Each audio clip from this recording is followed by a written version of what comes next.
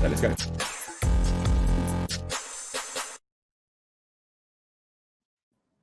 So the media is turning on Bob Iger. This was not a headline I thought I was going to read. Not any time ever, quite frankly. Bob Iger's invincible era is over. This is a mainstream press outlet reporting on the downfall of Bob Iger. That's quite crazy. Just to throw it out there. And I'll get rid of that stupid little advert in the corner. But what do we think just straight away? I mean, that's mind blowing. I mean, I commented on this a few times. I think I have a video coming out on it tomorrow. You know, kind of taking this article and a few other things and kind of compiling them, because it's not just, you know, Hollywood Reporter that's like pissing on his cornflakes, man. It's like a lot. There's a lot of outlets that are doing it. And I mean, he's having a bad go. I mean, I've got one more video to release that I couldn't get out yesterday because I had one that was doing pretty well, and you never want to interrupt your wins. So, you know, I was like, this is bonkers. It just the sheer volume of bad news that's been floating in and out of Disney. I mean, they managed to turn it back a little bit. Yeah. There's two firms now that are backing Nelson Peltz, advisory firms. Yeah. I mean, that's huge. Yeah. That is huge, because that is what these shareholders tend to gravitate towards. They want to check them out. They want to see who they're advised to. And the stuff that these advisory firms are saying, it's pretty like, it's like, where's the lie? You know, like, where is the lie, so to speak? Yeah, I mean, so this article was released yesterday, and it does only say about one of these Wall Street firms, but there's two of them now. Yeah. And it says, after a major Wall Street firm signs with Nelson Peltz ahead of an April 3rd shareholder meetings, investors are questioning how the CEO plans to plan out growth and his succession. Because that's the thing, right? He keeps spouting off about Nelson Peltz is a distraction. He's going to stop us from creating growth. Okay. Let's take that on face value then. How are you going to create the growth, mate? You've not laid out a plan. Nowhere have you said what you're actually going to be doing that's going to generate revenue, that's actually going to turn things around. There's been no actual plan. It's just been placating to a bunch of morons that just believe anything. Yeah. There's been no actual statement of what you're going to do. So, like, where is the plan? Like, where is it? And this is what this article does very, very nicely, I think. There's a lot of just kind of listing his pros, and I don't know why they did that, to be fair. You know, they say Iger's track record has been impeccable. So we're not going to listen. We're not going to read all of this crap out. We're going to go all the way down to when it starts to question things a little bit more. So we have, where is it? So here, we believe Disney has a goddamn bloody mouse. We believe Disney has a rigorous plan to drive growth and enterprise value to the April 3rd shareholder meeting. Okay, fine, but there is not that there, is there? We've not seen any of it. And then here's his own hubris coming through. This is Bob Iger himself. Being atop a company that is so well known, the power of my voice is so much greater than it ever was, and sometimes than I ever expect it to be. I'm much more careful with how I use it, either when I say something or what I say or how I say it. The gall on this guy. And he even talks about David Lynch.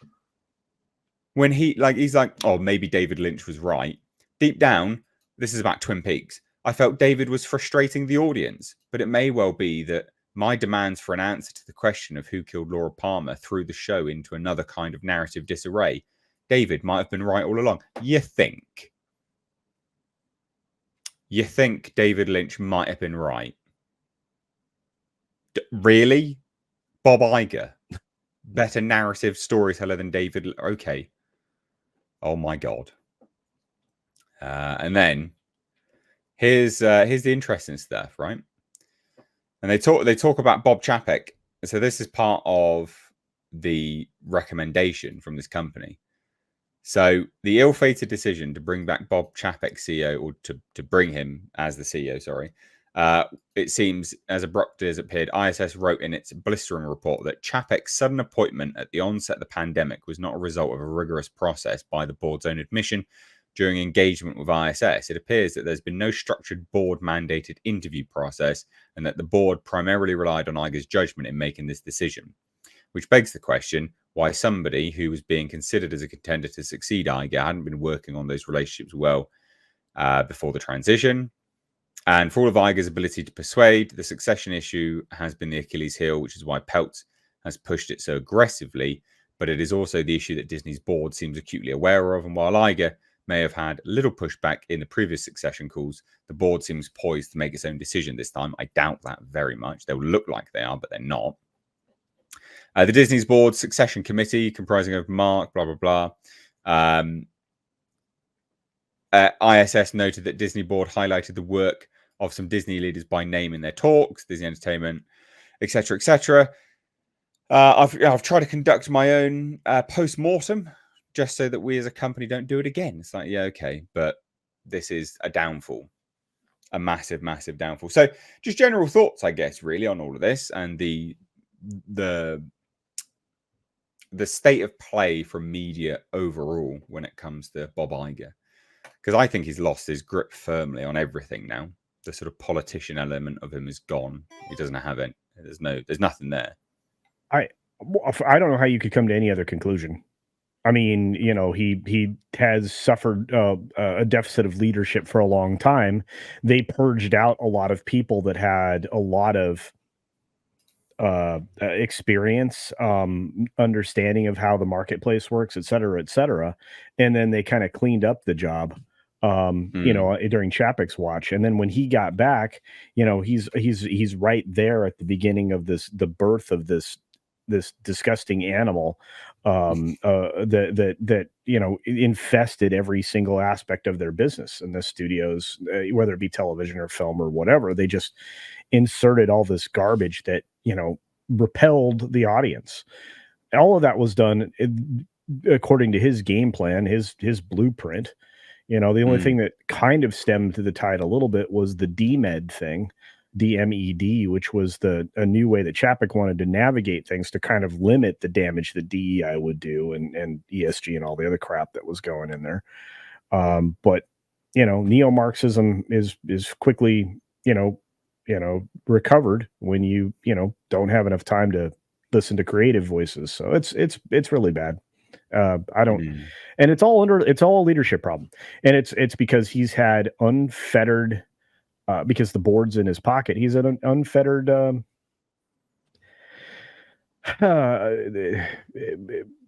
carte blanche to just kind of tear up this company. In my opinion, I don't know. Maybe Nick thinks something different. No, I mean, I don't necessarily disagree. I mean, the thing is, he,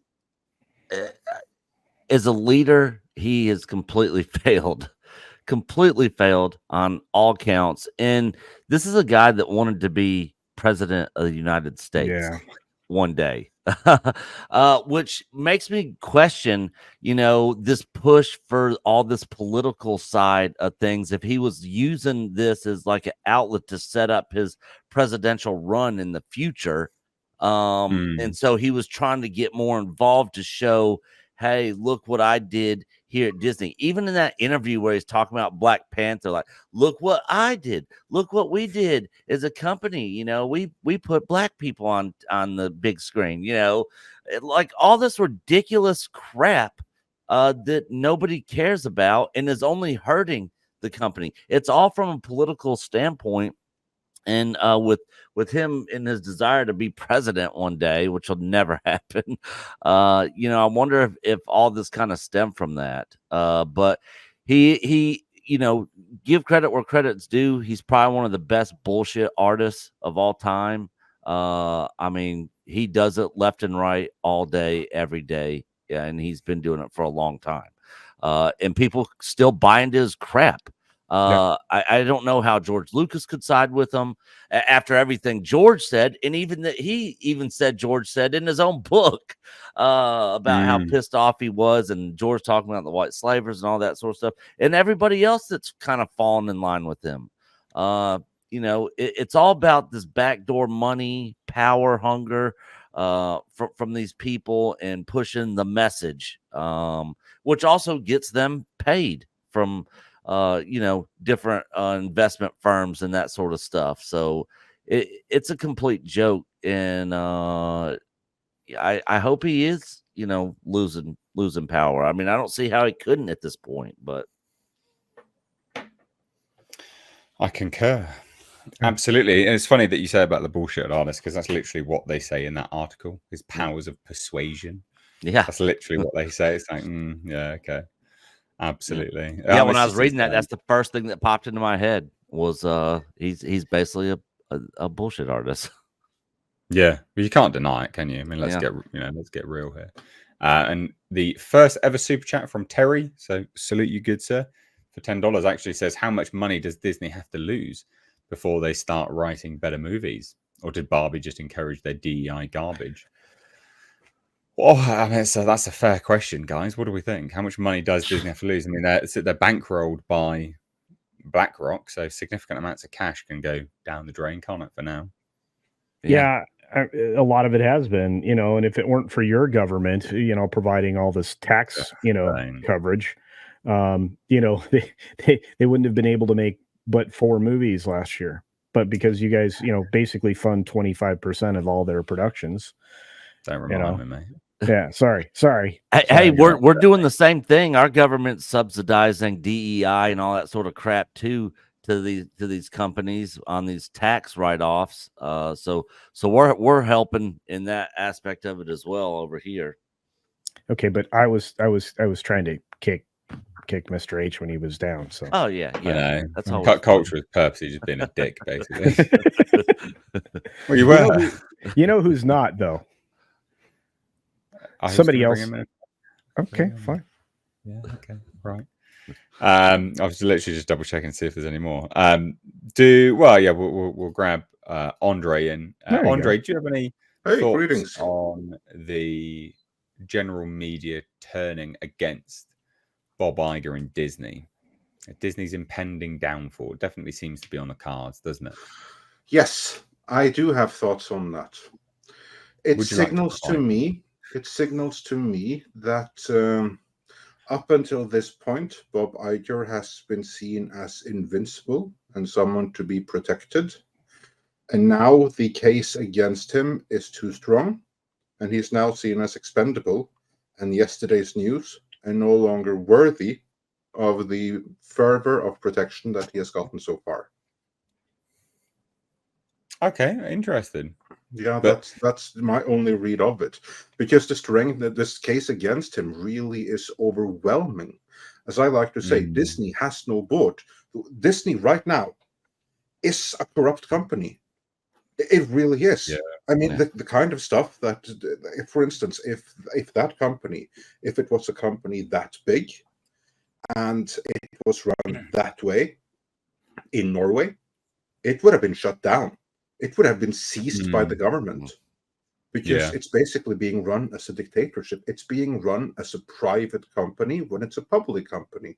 And the only reason that this has been allowed to continue is that so many of the big institutional shareholders are very happy with how he is running it. Basically, Bob Iger is running Disney the way that the big institutional shareholders want him to run it, at the expense of literally all the other shareholders. I don't know if you covered this yet, but Disney was once again sued by, I forgot the name of the company, like this America First Legal or something like that. Yeah, I haven't covered that. For violation of fiduciary duties. This is true. That's what we've been saying, right? Violation of fiduciary duties. Like, if you were to actually take this to a court of law, look at everything with Florida, the complete retreat there. And that's just the tip of the iceberg with all of the corruption that was there, that has been pointed out by Andrew over at Legal Mindset. I mean, Bob Iger, he could potentially be facing RICO charges. We should be. Yeah. Should be facing it rather than potentially, or could. Bloody well should be. Criminal company. Yeah. It'll be interesting. I mean, they even say in that article, in the Hollywood Reporter article, they even say there that the board just did what Iger wanted them to do. It's like, okay, yeah. It's not what point is the board then? Like, yeah, exactly. They don't have a board. I've been saying so. I'm very glad if that is now in the Hollywood Reporter, because I've been saying this for a year now. Disney doesn't have a board. It's a publicly traded company that doesn't have a board. Instead, it has enablers that protect Iger from the shareholders. That's what they have. Yeah.